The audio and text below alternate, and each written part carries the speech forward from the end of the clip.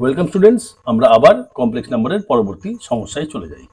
এই প্রবলেমটা দেওয়া আছে 1 plus i equal to the power 6 plus 1 minus i equal to the power 6 এর মান নির্ণয় করার জন্য বা ভ্যালু বের করার জন্য, এবং চারটে অপশান দেওয়া আছে তোমরা দেখতে পাচ্ছ। তাহলে আমরা সমাধান শুরু করি। সমাধানটি এইভাবে করা যাক।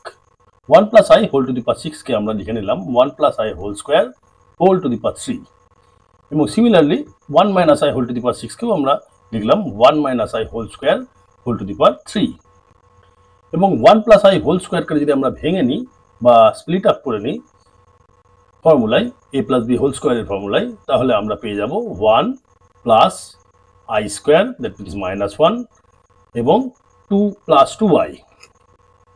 তাহলে 1 এবং মাইনাস আই 1 কেটে গিয়ে আমরা শুধুমাত্র পাবো 2i। তাহলে ফার্স্ট টার্মটা আমাদের হয়ে গেল 2i এর হোল কিউব।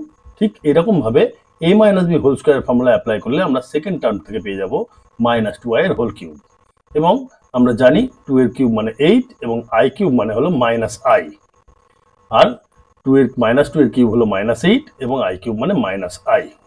তাহলে প্রথম টার্ম থেকে পেলাম মাইনাস 8i এবং সেকেন্ড টার্ম থেকে পেলাম মাইনাসে মাইনাসে প্লাস 8i, যেটা কেটে গিয়ে হয়ে গেল 0, অর্থাৎ option A 0 is the correct answer. আশা করি তোমরা বুঝতে পেরেছো। ধন্যবাদ।